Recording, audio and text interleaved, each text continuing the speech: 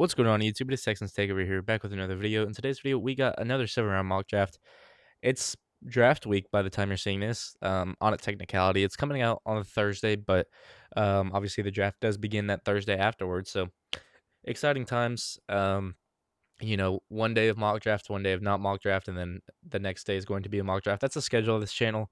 Um, as we approach draft day, and then obviously reactions and stuff like that. I might live stream the first round, or the second round, something like that, just to do something with the draft. But we're picking at 28. We're gonna see if we move up, see if we move down, see who's available, see who's not available. As Ione has, I was gonna say not gone, but he goes right there. Falk goes there. Miller goes there. Proctor goes there. Um, so in my opinion, this is an obvious trade down spot. I'm not too fussed about anyone that's there, besides Peter Woods and Ihanachor. I don't like Caden McDonald as a scheme fit. Not that I don't like the prospect. I think he's a really good prospect. Um, I think he might be gone by 28. I think he also does not fit the traditional 3 tech of an interior defensive lineman. He's more of a 1 tech. You can see how much he lines up over the A gap. So I don't know there with Caden McDonald in Houston. Not that I have any concerns of him as a player. I think he's a tremendous, tremendous player. I don't see where that fit would be in Houston, but he can prove me wrong. He can 100% be a 3 tech in the NFL. It's yet to be seen for me, in my opinion.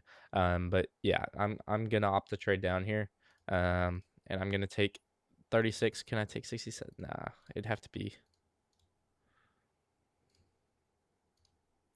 I'd do this. Yeah, I'd do that all day of the week. And the Raiders do accept it. So we move back 8 spots, to 36, and we'll see who all goes. Peter Woods is available. I mean, that's easy, in my opinion. I know I went with him in the last mock draft, but I didn't actually go with him in the last mock draft. I went with Ihanachor, but the one prior to that, I did go with Peter Woods. But this is my shoe-in guy. This is the guy I want the most. And if he's there at 36, I feel like you got to pull the trigger all day of the week, and you're able to pair him with Pregnon. So perfect start to the draft. I think the perfect stack is if you get Woods and Pregnon or Miller and Pregnon. I think you know, the consistent 2 players that I like are Pregnon or Basantis in Houston, and then I like Miller or Woods in Houston. So any combination of those two. So if it's like um, Woods and Basantis or Miller and Basantis or Miller and Pregnon, um, then that's the combination I do like. I prefer Basantis to Pregnon, which is why I'm leaning Basantis here, but I am going to go with Pregnon just because I've gone with Basantis in the last 2, and I want to see the outlook of the draft if you do draft an Amino Pregnon. But the contrast between the two is certainly the age. Pregnon's going to be 25. Basantis is going to be 22 at the time of next season, I believe, or he's already 22 and he's going to be 23. He'll be like 22 and a half ish. One of the better pass protectors in this class, though, and if you're looking for Basantis, you're able to do something like move down to 43 with the Dolphins and pick up 94. And maybe you want to do that. Maybe I should do that. If you move 102 that you should be able to get 75 or 87 to 94. Actually, no, you're not, but you'd be able to get 75. Um, if you move 141 that you have, you'd be able to get 87, I think. So if they take this, then I'll give it one accept. If they don't accept it the first time, then I'll just take Pregnon. If not, then we'll see if Pregnon's available. If not, then mind is made up for me. I go with the guy I prefer. I get the guy I prefer, I guess. I know some people don't like Basantis as much as they like Pregnon. I'm in love with Basantis as a prospect, so I'm ecstatic with it. I know some people might not be, but here at 43, I am going to draft Chase Basantis out of Texas A&M, one of the best pass protecting guards in the class. The grades aren't great. I don't know why they're not great. You watch the film and he's excellent. Same with Peter Woods. I didn't think he had as bad of a year as his grade says at 72 and a half. Christian Miller had a good year in terms of grades. Pregnon had a good year in terms of grades.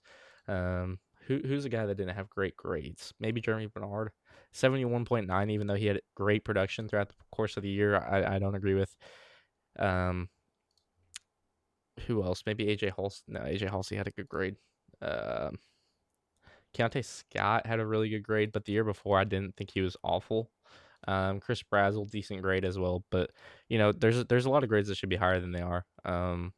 You know, pass rushers typically get high grades. So Joshua Joseph's probably pretty high there. Same with Derek Moore. just because if you produce, you get the high grade. But offensive line, it's hard to judge. So maybe, someone like a Jalen Farmer doesn't have a high grade, even though they're a really good player. Keelan Rutledge, 76.7. Connor Lew barely played this year. Um, Sam Hecht, good grade.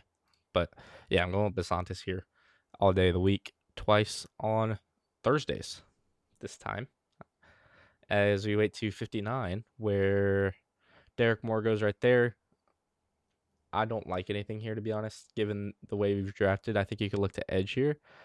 I think Chris Brazzell is certainly intriguing, but you just don't need that yet. If you're looking for a receiver with some size down the board, I think you could look to Caleb Douglas, who the Texans seem to like, or Jacoby Lane.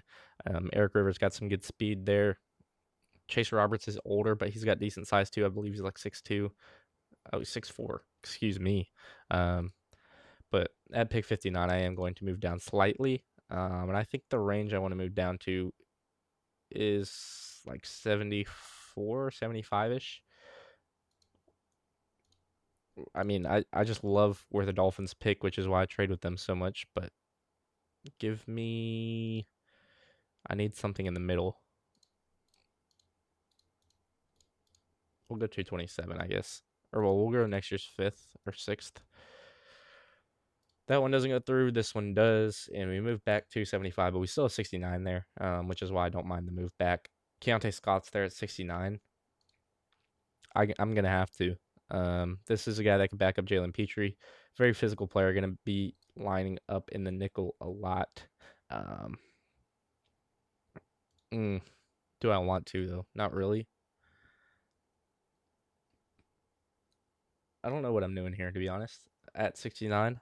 I'm gonna go edge actually. I like this range for an edge rusher. Because there's the Knight and a Sutton, and then in my opinion a drop off into Keelan Crawford. I think he's the next best edge. Romello Heights up there too. Um, you can see his jump, but I'm not huge on Romello Height, especially at 25 years old. I'm gonna go with the Knight and a Sutton here. Just prevent us from losing out on edge rushers. And this is an uber athletic edge rusher that I think the Texans could develop into a star player. So that's an easy pick for me. And then at 75, Mike Washington Jr. goes. I haven't done this in a while. Actually, I don't know if I have done it recently or not, but I really like this player. I think him as a gadget guy would be so fun. But you have Jalen Noel, which is why I hold back from it. But at the same time, Zachariah Branch is so fun, man. I just absolutely love him as a player. I think the Texans could use him in a lot of different ways and just have a lot of fun with him. So I'm going with him at 75. People can kill me for that if they want to. As Max Clare and Roush have not gone yet, um, that's pretty absurd. But here at 87, I want to lock down my center. So I'm going to go with Jake Slaughter here. And then at 94, we will look to our tight end to see what we want to do. As Claire goes there, Roush is still available. I got to go Roush here, in my opinion. Um, you know, just really bolster your offense is what you're doing throughout this draft. You're getting your tight end 2 here at 94, which I think is a real possibility. And you've bolstered your offensive line, you've bolstered your defensive line. That's what you're doing, is bolstering the trenches, which I think you need to strengthen in. You know, you get a receiver in there just to have some fun.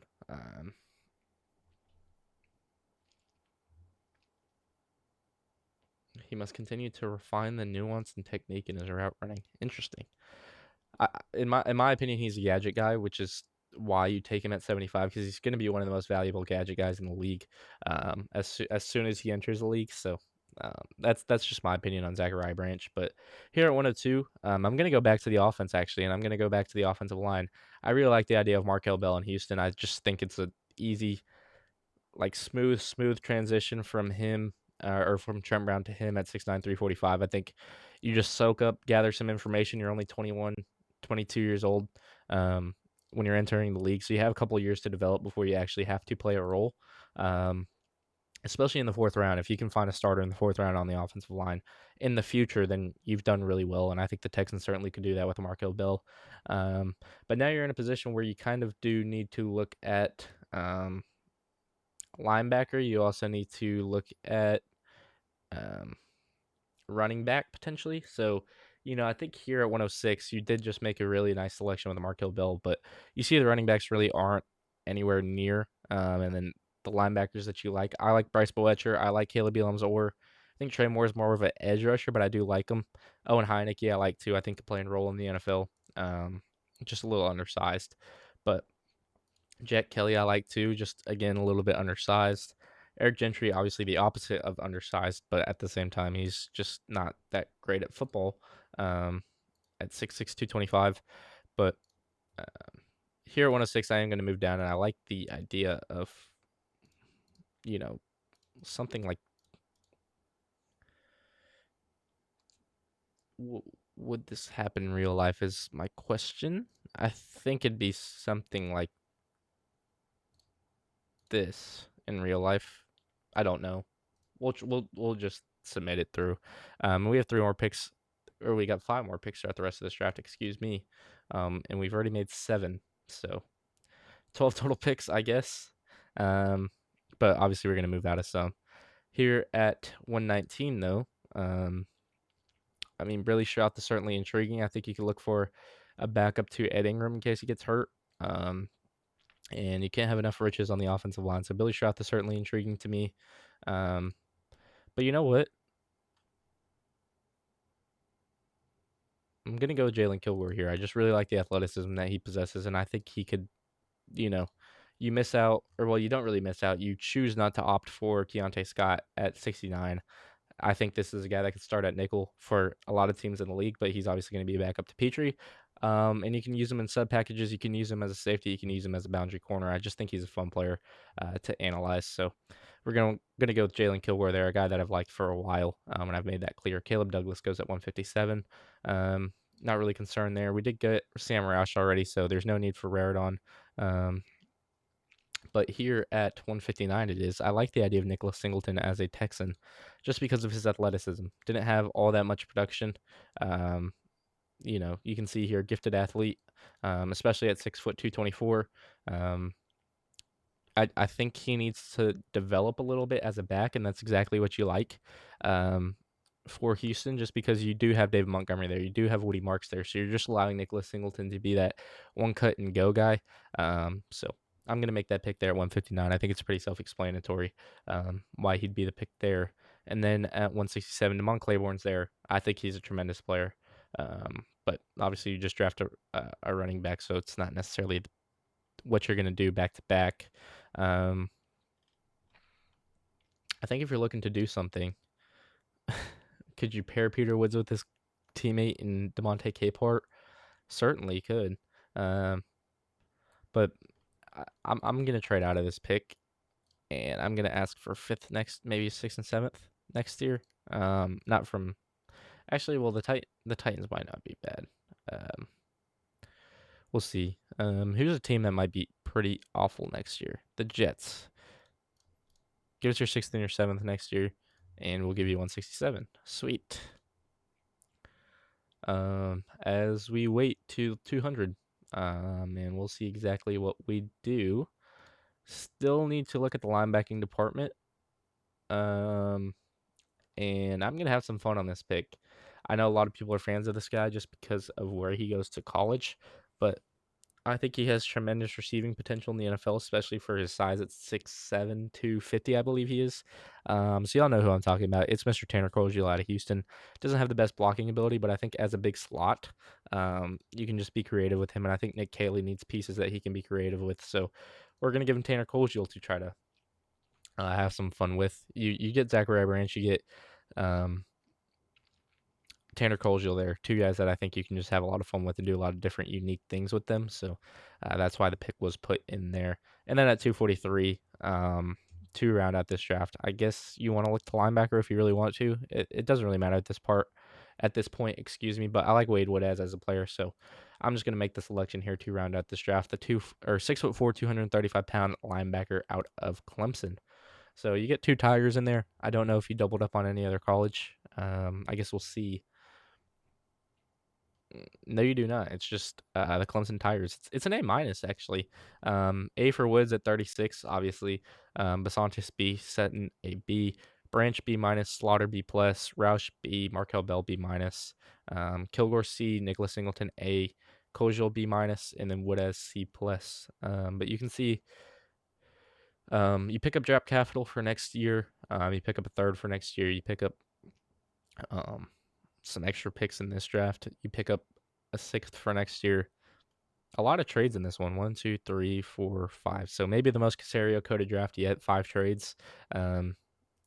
I think his average is around 4, but he's exceeded that multiple times, obviously. So we'll see what the Texans do in this draft. I think this is semi-realistic, though. I do like everyone that we got here, and I think the Texans should be looking at every single player that we did get here. Obviously, hosting Kilgore on a top 30, hosting Basantis on a top 30, might be hosting Peter Woods on a top 30.